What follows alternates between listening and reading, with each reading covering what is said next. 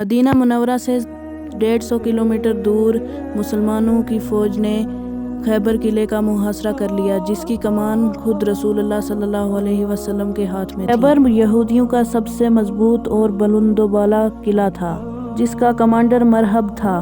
مرحب اتنا طاقتور تھا کہ ہزاروں جنگجو پر اکیلا بھاری پڑتا تھا۔ محاصرے کو 39 دن گزر گئے، لیکن خیبر کے باہر کھودی گئی خندق کو ایک بھی مسلمان پار نہ کر پایا۔ 39ویں دن حضور پاک صلی اللہ علیہ وسلم نے اعلان کر دیا کہ کل میں علم اسے دوں گا جو اللہ اور اس کے رسول سے بے پناہ محبت کرتا ہے، اور اللہ اسی کے ہاتھوں سے فتح عطا فرمائے گا۔ تمام صحابہ کرام کی نظر لگی رہی کہ یہ شہادت کسے حاصل ہوگی۔ ایسے ہی صبح ہوئی، نبی کریم نے پوچھا، علی کہاں ہے؟ بتایا گیا کہ یا رسول اللہ، ان کی آنکھوں میں بہت درد ہے۔ حضور پاک نے حضرت علی کو بلوایا اور اپنا لعاب دہن ان کی آنکھوں پر لگایا۔ ان کی آنکھیں فوراً ٹھیک ہو گئی۔ پھر علم ان کے ہاتھ میں دے دیا۔ حضور پاک نے خود جنگی لباس حضرت علی کو پہنایا اور گھوڑے پر سوار کروایا۔ حضرت علی گھوڑے پر سوار ہو کے خیبر کی طرف نکل پڑے اور چلتے چلتے خندق پر آ کھڑے ہوئے، جس کی دوسری طرف عرب کا چھوٹا بھائی حارث بیٹھا تھا۔ اس نے اپنی تلوار کھینچ کر کہا کہ میں ادھر آؤں یا پھر چلے جاؤ گے؟ دراصل جیسے ہی مسلمان سپاہی خندق کے پاس آتے تھے تو حارث غصے سے کہتا تھا، میں وہاں آؤں یا پھر چلے جاؤ گے؟ تو مسلمان سپاہی چلے جاتے تھے، لیکن اب اس کے سامنے شیر خدا حضرت علی تھا۔ حضرت علی نے اسے کہا کہ آج تمہارے آنے کی ضرورت نہیں ہے، آج میں ہی ادھر آ رہا ہوں۔ اس کے بعد حضرت علی نے گھوڑے کو عین لگائی اور گھوڑے نے ایک چھلانگ پر خندق کو پار کر دیا۔ اس کے بعد حضرت علی نے مرحب کے بھائی کا سامنا کیا اور ایک ہی جھٹکے میں اس کا 2 ٹکڑے کر دیے۔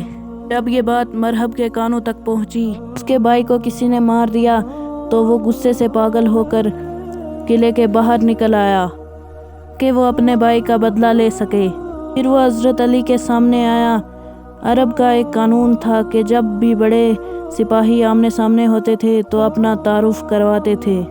مرحب نے غصے سے کہا کہ میری ماں نے میرا نام مرحب رکھا ہے اور میں اکیلا ہزاروں سپاہیوں سے لڑتا ہوں۔ اس کے جواب میں حضرت علی نے کہا کہ میرا نام میری ماں نے حیدر رکھا ہے اور میں تجھ جیسے ہزاروں سے اکیلا لڑ سکتا ہوں۔ حیدر کا نام آتے ہی مرحب پیچھے ہٹ گیا کہ اسے اپنی ماں کی نصیحت یاد آ گئی۔ اس کی ماں نے کہا تھا کہ بیٹا، تو ہزاروں سپاہیوں سے اکیلا لڑے گا، لیکن جب تمہارے سامنے حیدر نامی شخص آ جائے گا تو پیچھے ہٹ جانا، کیونکہ اس سے تم کبھی جیت نہیں پاؤ گے۔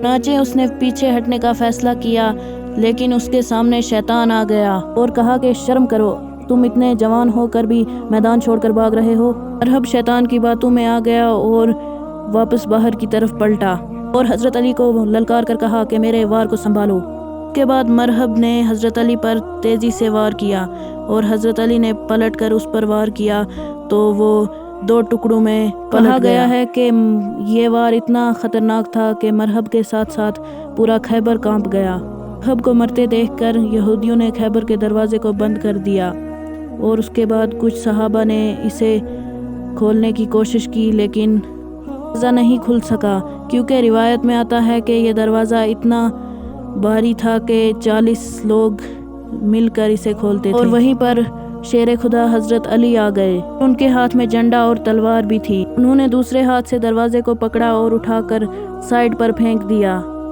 جہاں اس دروازے کو 40 لوگ مل کر کھولتے تھے، وہاں حضرت علی نے ایک ہاتھ سے اکھاڑ کر پھینک دیا، اور اس کے چلتے مسلمانوں کو 40 دن بعد فتح حاصل ہوئی۔ پسند آیا ہو تو لائک، شیئر اور سبسکرائب کرنا۔ تو ملتے ہیں ایک اور ایسی ہی ویڈیو کے ساتھ، تب تک کے لیے اللہ حافظ۔